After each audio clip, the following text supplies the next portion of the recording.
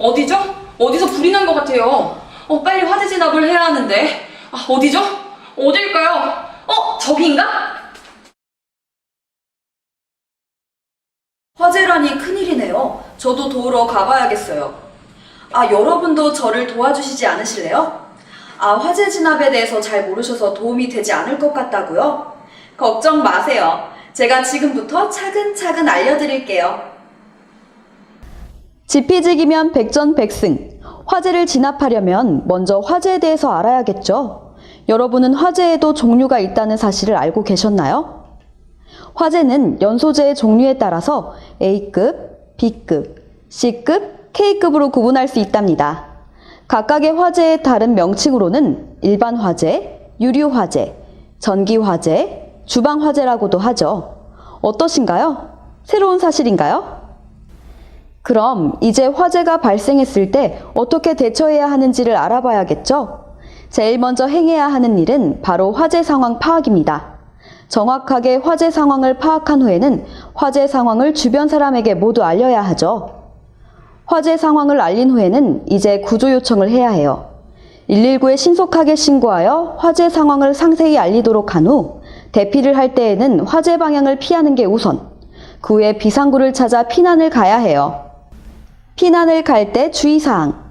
젖은 수건을 코와 입에 대고 낮은 자세로 벽을 따라 나가야 한다는 것 잊지 마세요. 또한 가장 주의해야 할 사항. 급하게 대피하다 보면 엘리베이터를 이용하게 될 때가 있는데요. 화재 시 엘리베이터는 절대 사용해서는 안 됩니다. 반드시 계단을 이용해야 해요. 대피 시 주의해야 할 몇 가지 사항들을 알아보도록 하겠습니다. 먼저 대피를 할 때에는 반드시 문을 닫고 대피해 화재와 연기의 확산을 지연시켜야 합니다. 문을 열기 전에 손등을 문에 대어보거나 문 손잡이를 만져보아야 합니다. 이유는 뜨거운 불로 인해 손잡이가 달궈진 상태일 수 있기 때문인데요. 손잡이가 뜨겁지 않다면 문을 열고 나가도 괜찮지만 손잡이가 뜨거울 경우 문을 열지 않고 다른 길을 찾아야 합니다. 밖으로 대피했다면 절대 다시 안으로 들어가지 않도록 합니다. 만약 미처 대피하지 못한 사람이 있을 때는 즉시 소방대원에게 대피하지 못한 인원의 명수와 마지막으로 확인된 위치를 알려주어야 합니다. 특히 장애인과 같이 혼자 대피하기 어려운 사람의 경우는 비상시 도움을 줄 동료를 미리 지정해 갑작스럽게 위급한 상황이 발생해도 도움을 받을 수 있도록 준비합니다. 와, 연기가 자욱하네요. 화재가 발생했을 때에는 이렇게 연기가 가득 화재 현장을 채우게 되는데요. 화재 시 발생하는 연기가 굉장히 위험하다는 사실 모두 잘 알고 계실 거예요. 연기가 많을 때 대피할 경우 젖은 수건 등으로 코와 입을 막아 연기가 폐에 들어가지 않도록 하는 게 중요합니다. 이동을 할 때는 팔과 무릎으로 기어서 이동하되 배가 바닥에 닿은 채 이동하지는 않도록 해야 합니다.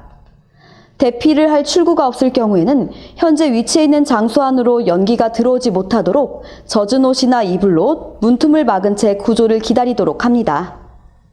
화재 상황에서 발생할 수 있는 상황 중 하나가 바로 옷에 불이 붙었을 때인데요. 그런 상황은 상상만으로도 섬뜩하죠. 당황하기 쉬운 상황이기 때문에 대처 방법에 대해서 미리 숙지해두는 것이 좋습니다. 옷에 불이 붙었을 때에는 움직임을 최소화하는 것이 좋습니다.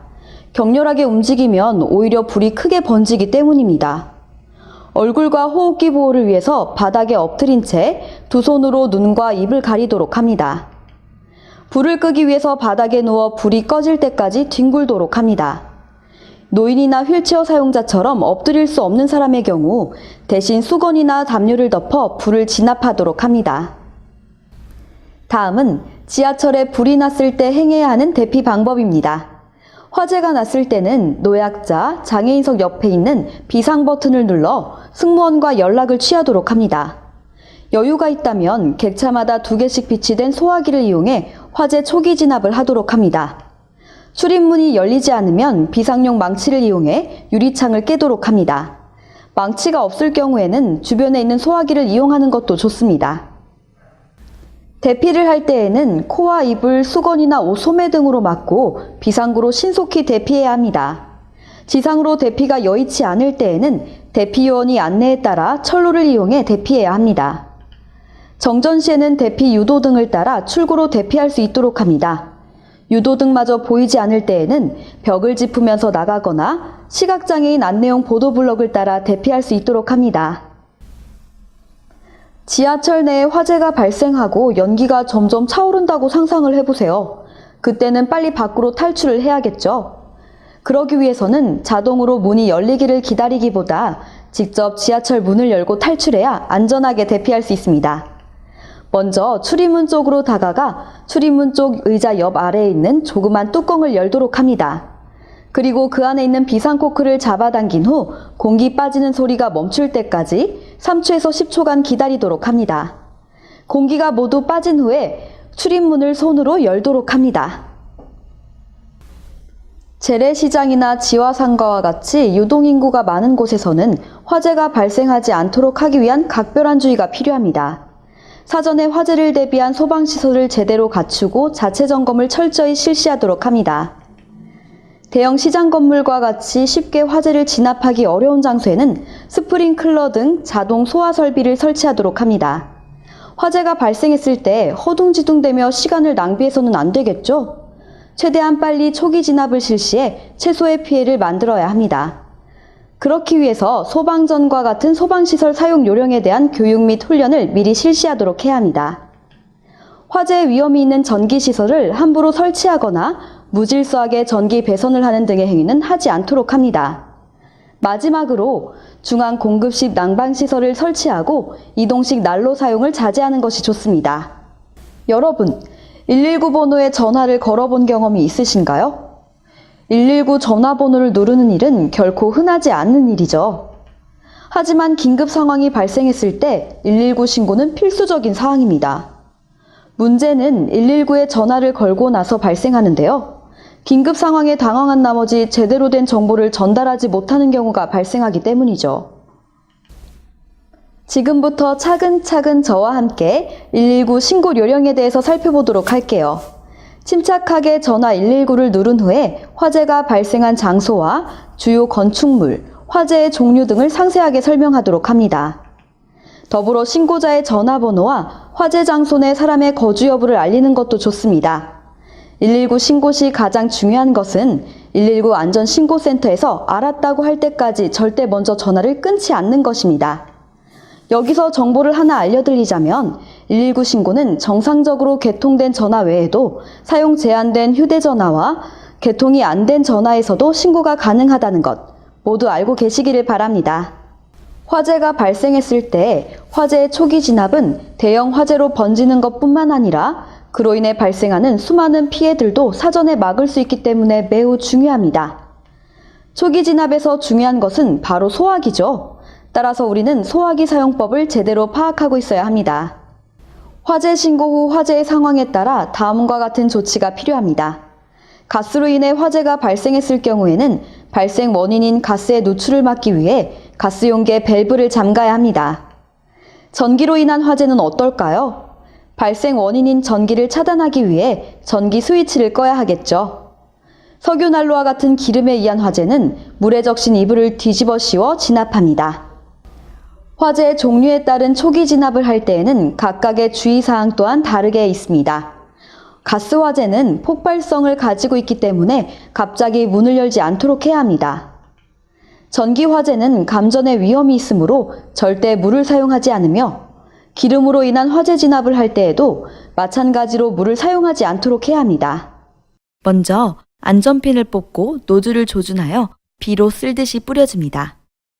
야외에서 사용할 경우에는 반드시 바람을 등지고 사용하도록 합니다. 소화기를 분사할 때에는 불이 난 지점에 골고루 넓게 뿌려야 합니다. 그 이유는 산소의 공급을 막아 불을 끄는 질식 소화 방식이기 때문입니다. 따라서 불이 난 곳에 넓게 덮어 씌우듯 뿌려야 효과가 좋습니다. 또한 소화기에서 안전핀을 뺄 때에는 소화기 몸체를 잡고 빼야 합니다. 다음은 대형 건물 내 비치되어 있는 옥내 소화전의 사용 요령입니다. 옥내 소화전은 긴 호스를 끌어다 쓰기 때문에 가능한 2인 1조로 움직이는 것이 효과적입니다. 그럼 본격적으로 옥내 소화전 사용법에 대해서 알아볼까요? 화재가 발생하면 화재를 알리는 발신기 스위치를 누른 후 소화전 문을 열어 노즐과 호스를 꺼내도록 합니다. 가능한 호스에 접힌 부분이 없도록 펴주고 노즐을 가진 사람이 물을 뿌릴 준비가 됐으면 소화전함의 개폐 밸브를 돌려 물을 개방합니다. 개방 후 강한 수압의 물이 나오므로 노즐을 단단히 잡고 화재가 난 곳을 향해 물을 뿌려 화재를 진압할 수 있도록 합니다. 다음은 우리에게 다소 낯선 소화기인데요. 바로 투척용 소화기입니다. 투척용 소화기는 액체 상태의 소화약재가 든 케이스를 불이 난 곳에 직접 던져 불을 끄는 방식으로 일반 소화기보다 사용이 간편하다는 특징을 가지고 있죠. 실제로 투척용 소화기의 사용법은 간단합니다. 비치되어 있는 투척용 소화기의 커버를 벗긴 후 그 안에 있는 약재를 꺼낸 뒤 불을 향해 던지면 끝이에요. 간단하지 않나요? 단, 목재 화재일 경우에는 직접 발화점에 투척용 소화기를 던지지만 유리 화재일 경우에는 주변 바닥이나 벽에 던져 소화약재가 화재 부위를 덮도록 해야 한다는 것을 주의해야 합니다.